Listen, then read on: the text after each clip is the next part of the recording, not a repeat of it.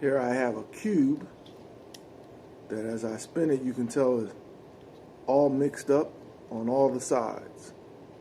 But then I put it behind my back just a second, and I say, how much time do I have to complete it? And it's fixed instantaneously.